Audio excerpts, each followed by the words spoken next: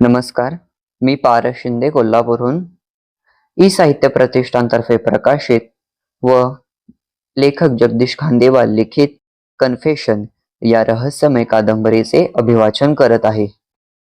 E साहित्य प्रतिष्ठानतर्फे प्रकाशित होणारी ही माझी 8वी कादंबरी सादर करताना मला अतिशय आनंद होत आहे. नोकरी, व्यवसायात, चाकोरी बाहेर काम करणाऱ्यांची दखल प्रसार माध्यमे, समाज नेहमीच घेतो. अशाच एका पोलीस अधिकाऱ्याची ही कथा आहे. आशा करतो की हे आपल्याला आवडेल. ई साहित्य प्रतिष्ठानचे श्री सुनील सामंत यांनी वेळोवेळी प्रोत्साहन देऊन मला लिहिते ठेवले, याबद्दल मी त्यांचा शतशः आभारी आहे. ई साहित्य प्रतिष्ठानच्या टीमचे विशेष आभार. जगदीश खांदेवाल. फादर, मी 3 खून करणार आहे. कन्फेशन बॉक्समध्ये शब्द घुमले आणि ते ऐकणारे फादर शहारले. माय चाइल्ड, शिक्षा करण्याचा अधिकार फक्त ईश्वराला आहे. फादर शांत आणि संयत स्वरात म्हणाले. पैशाच्या जोरावर हे तिघेही जण कायद्याच्या कचाट्यात न सापडता आज उजळ मात्याने फिरत आहे. तोच गंभीर आवाज ठामपणे म्हणाला, त्यांना शिक्षा झालीच पाहिजे. माय सन, असा अविचाराने वागू नकोस. ईश्वराच्या कामात हस्तक्षेप करू नकोस. ईश्वराची इच्छा हीच आहे की हे काम मी करावे. परत ठामपणे गंभीर आवाज आला. काही बोलायचा फादरांनी प्रयत्न केला. तोच कोणी बॉक्समधून उठल्याचा आणि बाहेर गेल्याचा आवाज आला. फादर लगबगीने बाहेर आले आणि पोर्च पर्यंत गेले, पण त्यांना कोणीही दिसले नाही. तसेच पुढे जात ते प्रवेशद्वारापर्यंत गेले, पण कोणीही आढळले नाही. दाराजवळ 2-3 मेणबत्त्या आणि फुलांची दुकाने होती. फादर अचानक बाहेर आलेले बघून त्यांना आश्चर्य वाटले. काय झाले फादर? त्यातील एकाने विचारले. काही नाही. तुम्ही आता इथून कोणाला जाताना बघितले काय? नाही फादर. फादर आता द्विधा मनस्थितीत पडले. आपल्याला भास झाला की काय असे त्यांना क्षणभर वाटले, पण लगेच त्यांनी स्वतःला सावरले. हे रेग्युलर कन्फेशन नव्हते. त्यामुळे एक जबाबदार नागरिक म्हणून पोलिसांना सांगणे त्यांचे कर्तव्य आहे असा निर्णय त्यांनी घेतला आणि येणाऱ्या रिक्षाला हात केला. पोलीस आयुक्त कार्यालय. रिक्षात बसत ते म्हणाले. 20 मिनिटात रिक्षा आयुक्त ऑफिसला पोहोचली. फादर थेट आयुक्तांच्या पीए समोर उभे राहिले. मी फादर दिब्रिटो. मला आयुक्तांना भेटायचे आहे. फादर, मी तुम्हाला ओळखते. नीला आयुक्तांची पीए लगबगीने उभी राहून म्हणाली. आपल्या कामाचे स्वरूप कळू शकेल काय? फादर घुटमळत म्हणाले. सॉरी बेटा, मी ते त्यांनाच सांगेन. काही हरकत नाही. तुम्ही जरा 10 मिनिटे थांबा. बाजूच्या खुर्चीकडे निर्देश करत नीला म्हणाली. सरांची एक मीटिंग सुरू आहे. 10 मिनिटात संपेल. नंतर मी विचारते. चालेल म्हणत फादर खुर्चीत बसले. बरोबर 10 मिनिटांनी आतमधून खुर्च्या मागे सरकवल्याचा आवाज आला आणि 5 अधिकारी एकमेकांशी बोलत बाहेर आले. नीला आणि फादरकडे ओझरती नजर टाकत अस्फुट असे गुड नून म्हणत सर्व गेले. फक्त एक जण थोडा रेंगाळला. त्याची आणि नीलाची जरा जास्त घसट असावी, कारण नीलाने त्याला हसून विचारले. काय जॉनी, आता 2 आठवडे मज्जा कर. Happy journey. जॉनी थबकला. संशयाने नीलाकडे बघत म्हणाला. तुला कोणी सांगितले? रोमाने? होय, माझी क्लासमेट आहे ती. असेल, पण या वेळेला जर माझी रजा कॅन्सल झाली तर बघ मी काय करतो. तो अजून पुढे काहीतरी बोलणार, तेवढ्यात फादरकडे लक्ष गेल्याने गप्प बसला. मी कशाला काय करू असे नाटकेपणे म्हणत नीला केबिन मध्ये गेली आणि दुसऱ्याच मिनिटाला तिने दार उघडून त्यांना आत येण्याची खूण केली. या फादर, आयुक्त उमेश पांडे उभे राहत म्हणाले. उमेश पांडे म्हणजे एक रुबाबदार व्यक्तिमत्व होते. गोरा वर्ण, उणीपुरी 6.25 फूट उंची, खरजातला आवाज, पिळदार शरीरयष्टी, सर्वांवर ताण म्हणजे ताबडतोब निर्णय घेण्याची क्षमता. आपले सहकारी आणि त्यांची क्षमता याबाबतचे त्यांचे निर्णय अचूक असत. एकंदरीतच गोव्यातील शांतता आणि सुव्यवस्थेला ते जबाबदार असत असे गमतीने म्हटले जात. थँक्स असे पुटपुटत फादर खुर्चीत विसावले. ते बसता क्षणी नीला केबिन बाहेर गेली. रिलॅक्स, पाण्याचा पेला समोर सरकवीत आयुक्त म्हणाले. त्याच वर्षी त्यांनी पेला उचलला आणि पाणी पूर्ण संपवूनच खाली ठेवला. ते पाणी पित असताना आयुक्त बारकाईने बघत होते. एकंदरीतच हालचालीवरून तरी फादर बरेच अस्वस्थ वाटत होते. तशी दोघांची औपचारिक ओळख होती, पण इतक्या तणावाखाली फादर याआधी कधीच दिसले नव्हते. फादर पण पाणी पित असताना विचार करत होते की इथे येण्यात आपण घाई तर केली नाही. सर्व ऐकल्यावर हा काय मूर्खपणा म्हणत आपली बोळवंत केली जाणार नाही. फादर पुरेसे स्थिरावले असे बघून आयुक्त म्हणाले, आता शांतपणे सांगा काय झाले. फादर संकोचून म्हणाले, बाब तर तशी किरकोळच आहे. सांगावे की नाही हे पण मला कळत नाही. आश्वासक सुरात आयुक्त म्हणाले, कितीही किरकोळ असू द्या, तुम्ही निसंकोचपणे सांगा. त्याच वर्षी फादरांनी झालेली घटना त्यांना सांगितली. त्यांचे बोलणे पूर्ण झाल्यावर जणू बोलवल्यासारखी लीला चहा घेऊन आली आणि दोघांसमोर चहाचे कप ठेवून गेली. ती जाताच फादर परत म्हणाले, जे झाले ते इतके त्रोटक आणि वेगाने झाले की तुम्हाला सांगण्यासाठी पण माझ्याकडे जास्त काही नाही. इतक्या तुटपुंजा माहितीवर तुम्ही तरी काय तपास करणार. त्याबरोबर आयुक्त घाईघाईने म्हणाले, असे अजिबात समजू नका फादर. उलट अशा किरकोळ घटनेतच मोठ्या घटनेची बीजे असतात. तुम्ही ही घटना रिपोर्ट करण्याचा निर्णय घेतला हे फार चांगले गेले. आता फादर जरा शांत झाले. त्यांना हायसे वाटले. चला, निदान आपले म्हणणे तरी कोणी ऐकून घेतले म्हणून ते थँक्स म्हणत उठू लागले. तोच आयुक्त त्यांना थांबण्याची खूण करत म्हणाले, तुमचे एक स्टेटमेंट आमच्या अधिकाऱ्याकडे द्या. ते तपास करतील. तुम्ही इथेच थांबा. बाजूच्या सोफ्याकडे निर्देश करत ते म्हणाले, मी त्यांना इथेच बोलावतो. ठीक आहे म्हणत फादर सोफ्यात विसावले. आता ही केस हडलप्पी करणाऱ्या अधिकाऱ्याकडे सोपवण्यात अर्थ नव्हता. चाकोरी बाहेर जाऊन विचार करणारा अधिकारीच याकरता योग्य ठरला असता. पहिले नाव त्यांच्या डोळ्यासमोर आले ते जॉनी मेंडोजाचे. एसीपी जॉनी मेंडोजा हा अतिशय हुशार आणि तडफदार अधिकारी होता. केवळ कल्पनाशक्ती आणि तर्कावर विचार आणि कृती करायची असेल तर त्याची कामगिरी अतिशय बहरत असे. बऱ्याच केसेस ज्या बंद पडण्याच्या मार्गावर होत्या त्या त्याने पाठपुरावा करून सोडवल्या होत्या. पण हो, एक पण त्याच्या बाबतीत होता. तो म्हणजे त्याने तडीला लावलेल्या केसेस न्यायदानावेळी विलंबात अडल्या तर ते त्याला अजिबात सहन होत नसे. न्यायदानातील विलंब म्हणजे न्याय नाकारणे हे त्याला 100% मान्य होते. त्यामुळेच की काय, सुरुवातीच्या काही कटू प्रसंगानंतर त्याच्या केसेस मधील आरोपी कधी मारल्या जात तर कधी गूढरित्या नाहीसे होत. त्यामुळे खातेनिहाय चौकशीचा ससेमिरा त्याच्या मागे सतत असे. पण अजूनपर्यंत तरी तो नेहमी निर्दोष म्हणून साबित झाला होता. 2 महिन्यापूर्वीच्या एका गँगरेपच्या केसमध्ये त्यांनी 24 तासाच्या आत 4ही आरोपी पकडले होते. तेवढेच नव्हते तर 2-3 हजाराचा जमाव त्याच्या ठाण्यावर.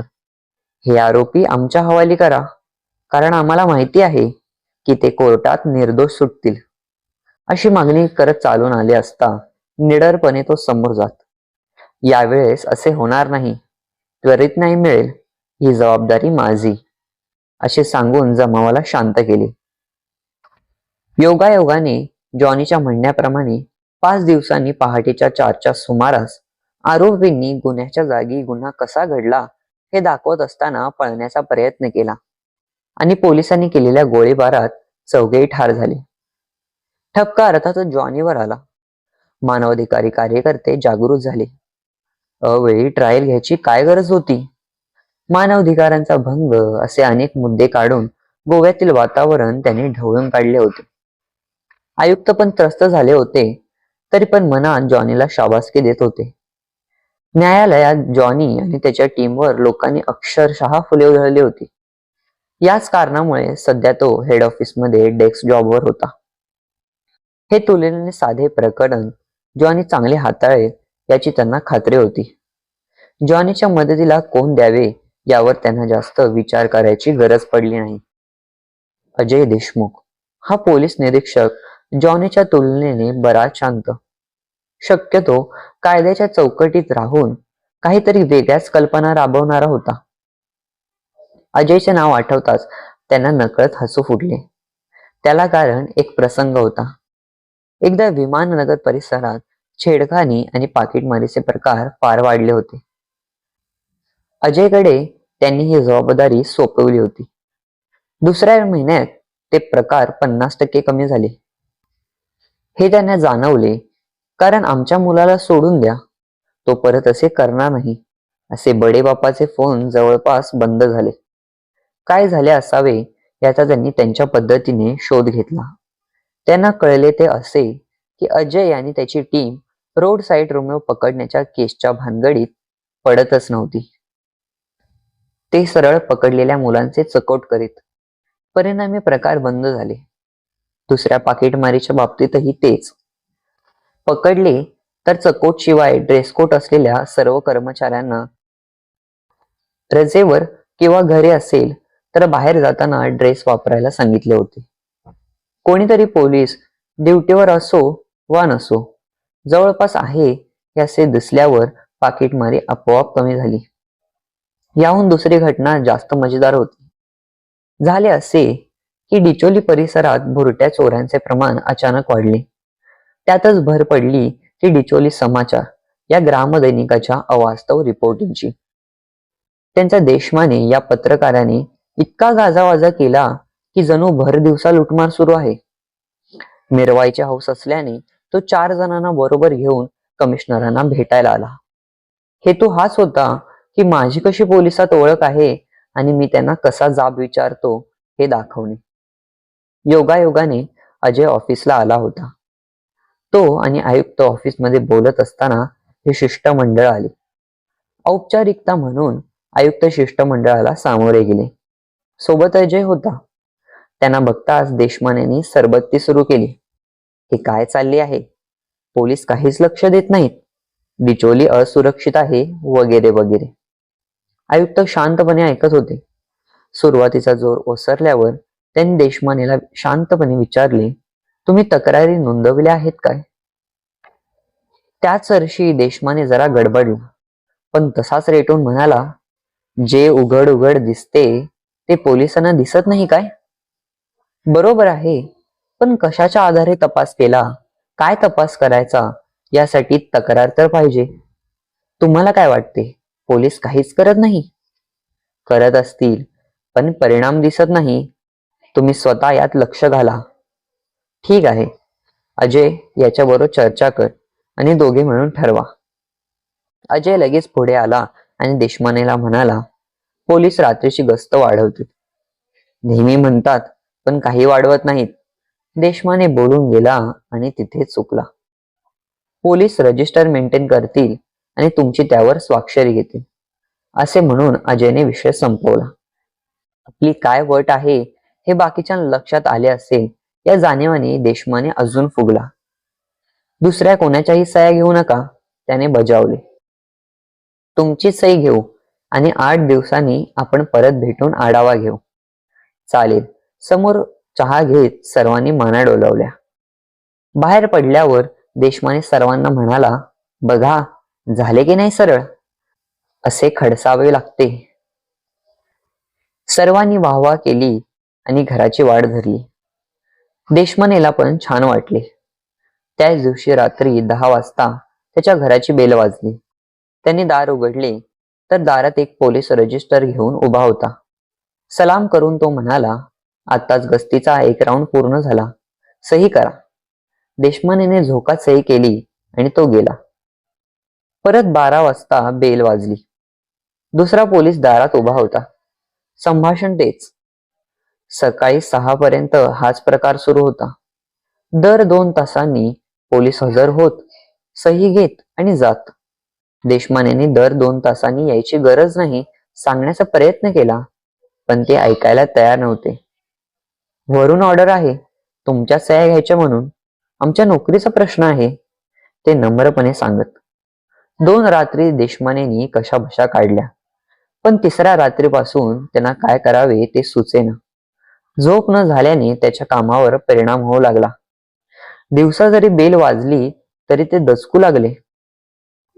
सगळीकडे त्यांना पोलीस दिसू लागले आणि ते आपल्याला सह्या मागत आहे असे भास होऊ लागले.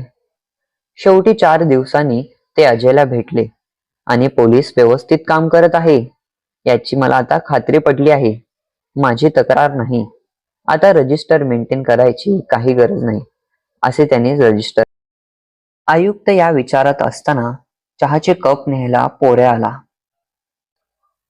त्यालाच नीला मॅडमला पाठव असे त्यांनी सांगितले. नीला येताच अजय देशमुख आणि जॉनी मेंडोजाला ताबडतोब बोलव असे सांगितले. नीलाने त्यांच्या समोरच फोन लावले. अजयने लगेच येतो म्हणून सांगितले, पण जॉनीचा फोन स्विच ऑफ होता. तिने तेही त्यांना सांगितले.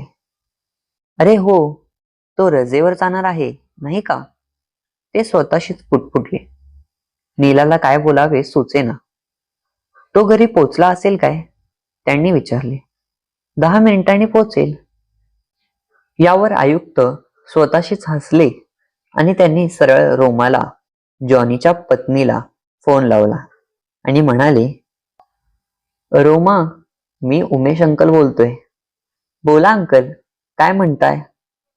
रोमा म्हणाली, बेटा, जॉनीचा फोन स्विच ऑफ आहे. बहुधा ड्रायव्हिंग करत असेल म्हणून तुला फोन केला. काही हरकत नाही अंकल. काही निरोप आहे का? होय, तो आल्यावर मला ताबडतोब भेटायला सांग, आयुक्त म्हणाले. तेवढ्यात फाटक उघडण्याचा सूक्ष्म आवाज त्यांना ऐकू आला. 1 मिनिट, बहुधा तो आला असावा. तुम्हीच बोला, रोमा म्हणाली. नको, मी घाईत आहे. त्याला ताबडतोब पाठव आणि त्याची रजा कॅन्सल झाली आहे हे पण सांग, असे म्हणत त्यांनी फोन कट केला. हे सर्व नीलाने ऐकले आहे हे त्याच्या लक्षात आले होते, पण त्यांनी ते तसे दर्शवले नाही. नीला पण त्यांच्या सर्व गोष्टींना अपरिचित नव्हती. गेली 8 वर्षे ते बरोबर काम करत होते. दोघांचीही चांगली ट्युनिंग होती. हे असले छोटे मोठे प्रसंग नेहमीचेच होते. एकंदरीतच आयुक्त कडक शिस्तीचे म्हणून प्रसिद्ध असेल तरी आपल्या सहकार्यांना कायम सांभाळून घेत असल्याने चांगलेच लोकप्रिय होते. त्यांच्या दरारायुक्त आदर होता. एवढ्यात अजय आला. त्याला त्यांनी फादरचे स्टेटमेंट घ्यायला सांगितले आणि दुसऱ्या कामाकडे वळले. 15 मिनिटांनी जॉनी आला आणि खाडकन सल्यूट मारून उभा राहिला. त्याला त्यांनी बसण्याची खूण केली. तेव्हा ते स्टेटमेंट वाचत होते. जॉनी बसताच त्यांनी ते स्टेटमेंट जॉनीला दिले. स्टेटमेंट वाचून होताच जॉनीने विचारले, एवढेच? होय, एवढेच, आयुक्त शांतपणे म्हणाले. काही तपशील सुटले तर नाहीत? जॉनी अजयला विचारले. नाही सर, मी परत परत विचारले, पण एवढीच माहिती आहे, अजय म्हणाला. जॉनी, तू आणि अजय यावर ताबडतोब काम सुरू करा. हे प्रकरण जेवढे वाटते तेवढे क्षुल्लक नाही. कोणत्याही परिस्थितीत हे खून होणार नाहीत याची आपण दक्षता घेतली पाहिजे आणि संभाव्य खुनाला पकडले पाहिजे. Totally agree sir. फक्त आपल्याकडे कसलेच धागेदोरे नाहीत. एवढी तुटपुंजी माहिती सोडल्यास हातातील स्टेटमेंट फडकवीत जॉनी म्हणाला. हे खरे आहे. ज्यांचे खून होतील त्यांची नावे, पत्ते आणि फोन नंबर असले तर बरे झाले असते. हे मला मान्य आहे, आयुक्त उपरोधाने म्हणाले. पण मग तुझी माझी गरज पडली नसती. आपण जरा जास्तच बोललो हे जाणवल्याने जॉनी पटकन उठला आणि परत सॅल्यूट मारून अजयला चल म्हणाला. पण आयुक्त थांबायला तयार नव्हते. ते म्हणाले, जॉनी, मला रिझल्ट पाहिजे, कारणे नको. And keep me posted. Yes sir, Johnny म्हणाला आणि तिघेही बाहेर जाऊ लागले. जॉनी मुद्दाम थोडा रेंगाळला. फादर आणि अजयकडे दरवाजा बाहेर जाताच जॉनी गारकन मागे वळून आयुक्तांना म्हणाला, बाकी सर, माझी रजा कॅन्सल झाली हे रोमाकडून मला सांगण्याची तुमची युक्ती मला आवडली. आणि ते काही बोलण्याच्या आतच बाहेर गेला देखील. बाहेर फादर आणि अजय त्याच्याकरता थांबले होते. आपल्यामुळे आयुक्त आणि जॉनीची खडाजंगी झाली, त्याची रजा कॅन्सल झाली या विचाराने फादर त्याला ओशाळले होते. जॉनी बाहेर येताच ते त्याला म्हणाले, ऑफिसर जॉनी, सॉरी. सॉरी? कशाबद्दल? माझ्यामुळे तुझी रजा कॅन्सल झाली आणि आयुक्त तुला बोलले त्याबद्दल. जॉनी फादरकडे आश्चर्याने बघत राहिला. इतक्या किरकोळ गोष्टीचा विचार करणारा माणूस तो प्रथमच बघत होता. पटकन स्वतःला सावरत तो म्हणाला, हे नेहमीच आहे. उलट आज ते चांगल्या मूडमध्ये होते. हा चांगला मूड होता? हो, नेहमी ते मला गेट आउट म्हणतात. जॉनी शांतपणे म्हणाला. मग काय बोलणेच कुठले? फादर मनात म्हणाले आणि तिघेही पार्किंग लॉटकडे चालू लागले. मी इथून जाईन, फादर म्हणाले. कुठे? जॉनीने विचारले. चर्चला. आपण तिघेही चर्चला जाणार आहोत. मी तर स्टेटमेंटमध्ये सर्व दिले आहे. अजून काय बघणार? फादर म्हणाले. पण त्यांच्या मनातून उत्सुकता होती की हा अजून काय करणार. तशीच भावना अजयची पण होती. गेल्यावर बघू, अजयला चालण्याची खूण करत जॉनी बेफिकिरीने म्हणाला. फादरचे अजय बद्दलचे मत आतापर्यंत तरी चांगले होते, पण अजयची ड्रायव्हिंग बघून त्यांचे मत बदलले. अजयची ड्रायव्हिंग केवळ खराब नव्हती तर अतिशय खराब होती. रस्त्यावरील प्रत्येक वाहन, पादचारी आपला शत्रू आहे या पद्धतीने तो अतिशय वेगाने गाडी चालवत सॉरी हाकत होता. केवळ पोलिसांची गाडी असल्याने ते वाचले म्हणायला हरकत नाही. अवघ्या 10 मिनिटातच ते पोचले. सुटलो असा सुस्कारा सोडत फादर गाडीतून उतरले. आपण प्रथम ऑफिसमध्ये, फादर म्हणाले. सर्वप्रथम कन्फेशन बॉक्स बघूया, जॉनी त्यांचे वाक्य अर्धात तोडत म्हणाले. तिघेही कन्फेशन बॉक्स पर्यंत गेले. तिथून मेन गेट स्पष्ट दिसत होते. फादर, झालेली घटना आपण परत एकदा करून बघू. म्हणजे? म्हणजे असे की तुम्ही कन्फेशन ऐकायला बसा. अजय बॉक्समध्ये बसेल, त्याच्याजवळ स्टेटमेंट आहेच. तो वाचायला सुरू करेल आणि बॉक्स बाहेर येऊन गेटकडे जाईल. तुम्ही पण सकाळसारखेच बाहेर येऊन त्याचा शोध घ्या. काहीशा नाखुशीनेच फादर कन्फेशन बॉक्समध्ये बसले. अजय कन्फेशन वाचू लागला. बाहेर पडल्यावर तो धीम्या गतीने मेन गेटकडे पळत होता. फादर बॉक्सच्या बाहेर आले तेव्हा धीम्या गतीने पळत असून देखील अजय चर्चच्या आवारात स्पष्ट दिसत होता. मेन गेट तरी पण 25-30 फूट दूर होते. फादर ते बघून चक्रावले. म्हणजे पळत गेला तरी माणूस जेमतेम गेटपर्यंत जातो, मग मला कसा दिसला नाही? ते विचार करू लागले. तेवढ्यात जॉनीने विचारले, परत एक रिहर्सल करूया फादर? उत्तराची वाट न बघता त्याने अजयला हळू आवाजात एक सूचना दिली. यावेळी फादर बाहेर आले तेव्हा त्यांना अजय दिसला नाही.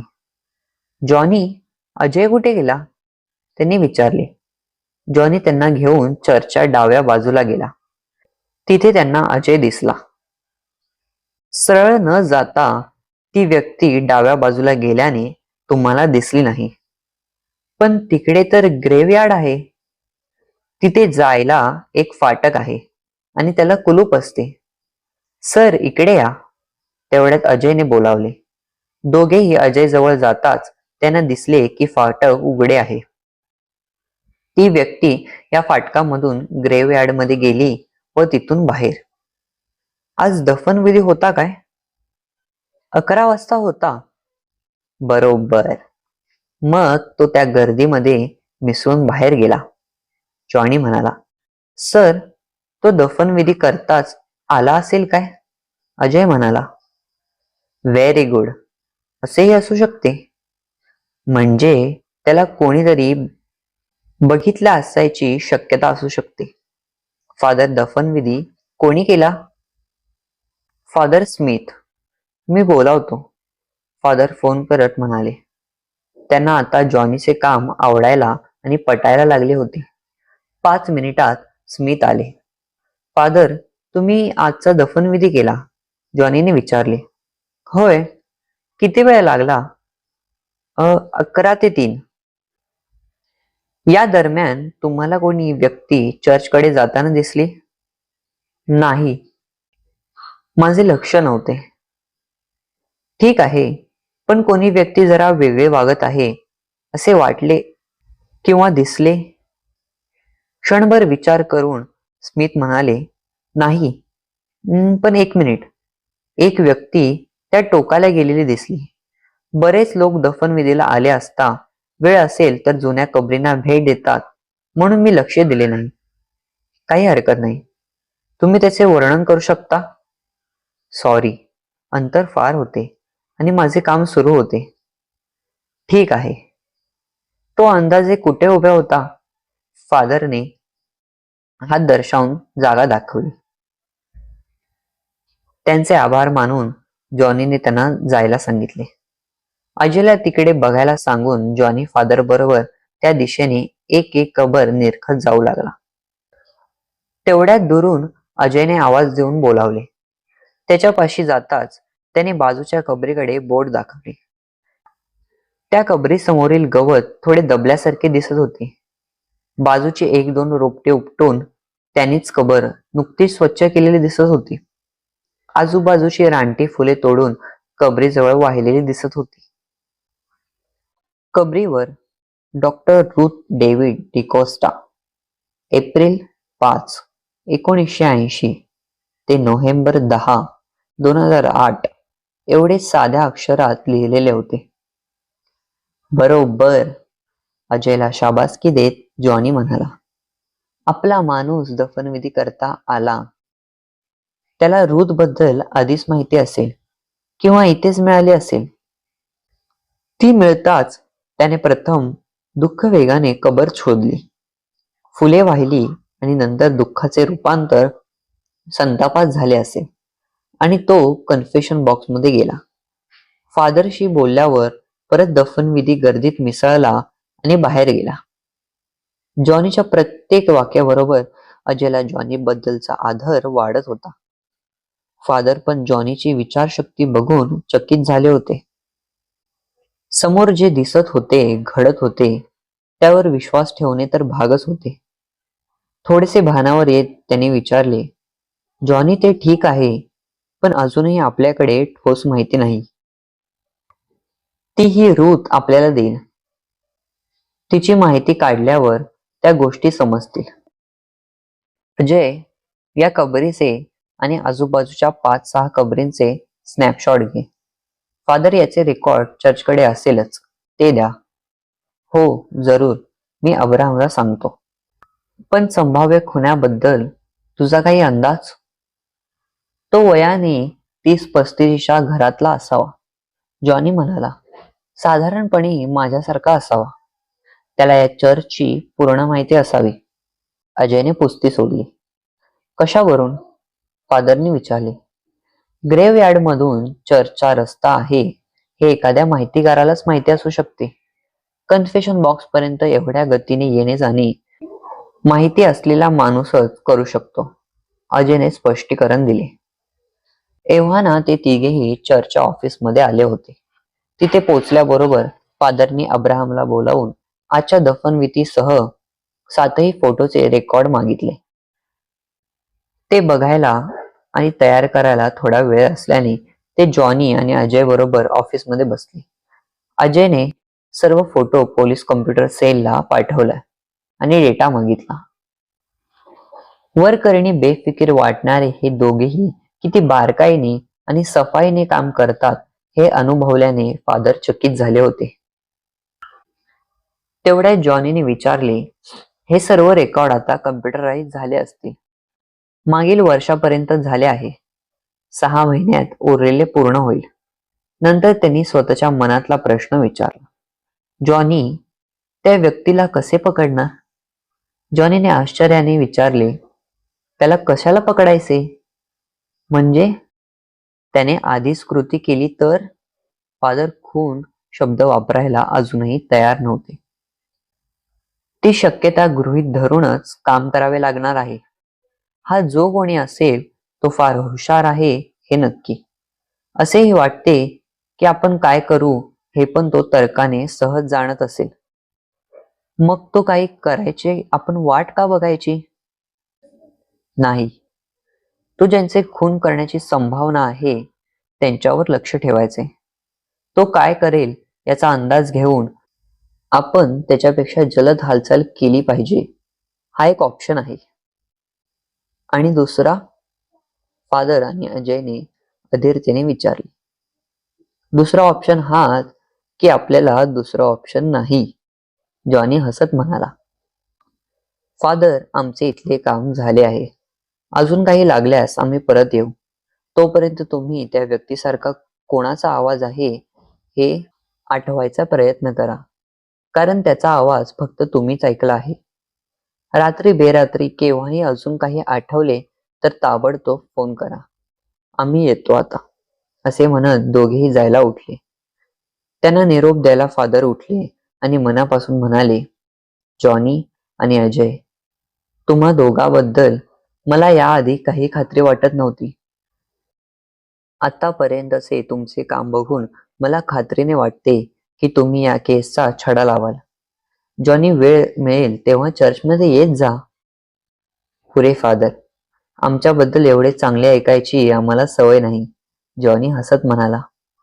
तरी पण मी चर्चमध्ये जरूर येईन. हो.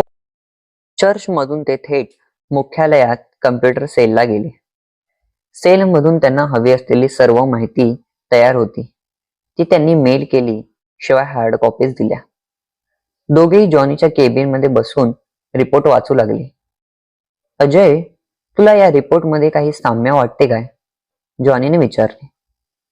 अजयने पण सर्व रिपोर्ट नीट वाचले. तो लगेच म्हणाला, सर्व केसेस नवजीवन हॉस्पिटलच्या आहेत, अगदी रोजची पण. अजून? सर्व 25 ते 35 वयोगटातील आहेत. सर्व किडनी पेशंट होते. साधारणपणे 2 वर्षातच सर्व मृत्यू झाले आहेत. अजून? अजयने सर्व पेपर्स परत चाळले. त्याला काहीच आढळले नाही. अजून काय? रुथ सोडल्यास सगळे एकटे राहणारे होते. स्टाफटिंग म्हणाले तरी चालेल. खरंच की? म्हणूनच त्यांच्या मृत्यूबाबत काही विचारणा झाली नाही, चौकशीही नाही. असला तर एखादा दूरचा नातेवाईक असेल म्हणून त्यांनी काही विचारले नाही. फक्त रुथची केस वेगळी होती. तिच्या पतीने डॉक्टरांना मारहाण केली. तुम्ही तिचा खून केला असा आरोप केला. केसही झाली. हा सर्व बनाव आहे असे तुम्हाला वाटते काय? पण कोर्टाने डॉक्टरांना निर्दोष ठरवले आहे. समोर आलेले पुरावे आणि आरोपीचा वकील कसा युक्तिवाद करतो यावर न्यायाधीश निर्णय देतात. याचा अर्थ आरोपी निर्दोष असतोच असा नाही. आता जॉनीचे वेगळेपण अजयला जाणवू आणि पटवू लागले होते. त्याने पटकन उभे राहून फाईल घेतली आणि म्हणाला, मग चला नवजीवन हॉस्पिटलला जाऊया. नवजीवन हॉस्पिटल हे शहरातील जुने आणि नावाजलेले हॉस्पिटल होते. 4 भव्य 8 मजली इमारती, त्यात वेगवेगळे विभाग, ओपीडी, लॅब्स असा मोठा पसारा होता. तळ मजल्यावर स्वागत कक्षात अजयने ऍडमिनचे हेड कोण आणि कुठे भेटतील हे विचारले. डॉक्टर गौरी प्रधान. ही डावीकडची केबिन, फोन लावत नर्स म्हणाली. काय काम आहे? काम त्यांनाच सांगू, असे म्हणत अजय आणि जॉनी चालू लागले आणि दुसऱ्याच मिनिटाला गौरीच्या समोर ठाकले. गौरी प्रधान साधारणतः 40ची असावी. गोरावर्ण, सडपातळ, सोनेरी बारीक कड्याचा चष्मा, चेहऱ्यावर विद्वत्तेचे तेज आणि चेहऱ्यावर नो नॉनसेन्स भाव. ती फोनवर होती. बहुधा नर्सशी बोलत असावी. या दोघांची चाहूल लागताच तिने फोन ठेवला आणि विचारले, आपण? दिवसभरात या दोघांना प्रश्न विचारणारी ती पहिलीच व्यक्ती असावी. आपले आय कार्ड तिच्या समोर धरत अजय म्हणाला, मी इन्स्पेक्टर अजय देशमुख आणि हे माझे साहेब ACP Johnny Mendoza. ACP Johnny Mendoza? हे नाव ऐकताच गौरीच्या चेहऱ्यावरचे त्रासिक भाव क्षणार्धात नष्ट झाले आणि काहीशा आनंदाने आणि कुतूहलाने तिने विचारले, म्हणजे ते. जॉनीला अशा प्रतिक्रियेची सवय होती. तो गौरीचे वाक्य अर्धच तोडत म्हणाला, हा तो मीच. आता आम्हाला जरा माहिती पाहिजे आहे. हातातील नावे लिहिलेला पेपर तिला देत तो म्हणाला, हे सर्व इथले पेशंट होते. त्यांच्या केस फाईल्स मला पाहिजे आहेत आणि त्याही आत्ताच.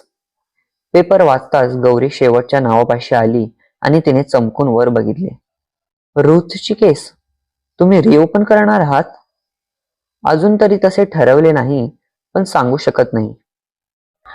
त्यावर काही न बोलता तिने भराभरा नावे टाईप केली आणि प्रिंटची ऑर्डर दिली. प्रिंटला 20 मिनिटे तरी लागतील, ती म्हणाली. त्याऐवजी ईमेल केला असता तर, अजय म्हणाला. ईमेल डिलीट केला तरी रेकॉर्डवर राहतात आणि कोणाला केला ते सहज शोधता येते, गौरी शांतपणे म्हणाली. तुम्ही रुथला ओळखत होता? जॉनीने विचारले. तशी मी इथे नवीनच होते. मी आल्यावर 3 महिन्यांनी तिचा दुर्दैवी मृत्यू झाला. माझ्यापेक्षा लहान होती, तरी पण आमचे जमायचे. ती काही बोलायची का तुमच्यापाशी? आमच्या बोलण्यात ओझरता उल्लेख असायचा कधी कधी. इथे जे काही चालले होते त्याबद्दल? जॉनीने हातातील कागद फडकवत विचारले. गौरीने होकारार्थी मान हलवली. मग तुम्ही काही प्रयत्न केला नाही का तिला सावध करण्याचा, थांबवण्याचा? तेवढी ती कधी बोललीच नाही. मी आडून थोडा प्रयत्न केला. तशी ती फार मनस्वी होती. माझेच चुकले.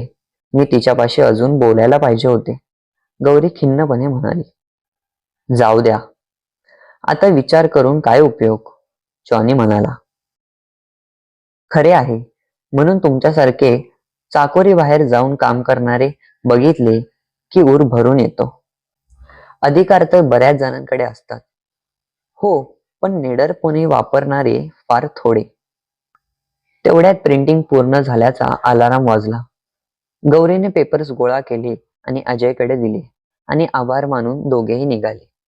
बाहेर येताच अजय जॉनीला म्हणाला, लॉजिक प्रमाणे इथवर ठीक आहे, पण अजून ते तिघं कोण आहेत हे आपण ठामपणे सांगू शकत नाही. ज्या अर्थी दफनविधी चालू असताच रुथ बद्दल माहिती मिळाल्यावर ती व्यक्ती पेटून उठली, त्या अर्थी हो ना हो नवजीवन हॉस्पिटलशी हे संबंधित असावे. 7ही किडनी पेशंट आणि 8वी रुथ याचे ऑपरेशन करणारे ठराविक 2च डॉक्टर असावेत हे खटकते. तरी पण तिसरा कोण? त्याचा वकील, अजून कोण?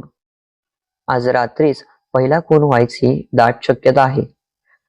तो जर आपण थांबवू शकलो तर आपला तपास योग्य दिशेने चालू आहे असे म्हणावे लागेल. बोलता बोलता एव्हाना ते आयुक्त कार्यालयात पोचले होते. त्यांना बघताच नीलाने सरळ आत जाण्याची खूण केली. दुसऱ्या मिनिटाला ते आयुक्त समोर उभे होते. त्यांना बसण्याची खूण करत आयुक्त म्हणाले, बोला. जॉनीने थोडक्यात सर्व सांगितले. त्यांनी पण तोच प्रश्न केला जो अजयने थोड्या वेळापूर्वी त्याला केला होता. त्याकरता मला या लोकांवर पाळत ठेवावे लागेल. त्याने काय साध्य होणार? त्यांना जर काही झाले नाही आणि दुसरीकडे पण खून पडले नाहीत तर आपला तर्क बरोबर. कारण आपल्या हालचाली बघून कदाचित त्या व्यक्तीने प्लॅन पुढे ढकलला असे म्हणता येईल. आपल्याला अजून पाळत ठेवावे लागेल. थोडा विचार करून आयुक्त म्हणाले, बरोबर. पण काही झाले तर? त्यांना काही झाले आणि दुसरीकडे काही झाले नाही तरी आपण बरोबर. पण त्यांना काही झाले आणि दुसरीकडे पण काही झाले तर? दुसऱ्या केसेसचा यांच्याशी काही संबंध आहे का हे आपण तपासून बरोबर आहे की चूक हे बघू शकतो. ठीक आहे, आयुक्त हसून म्हणाले. Go ahead.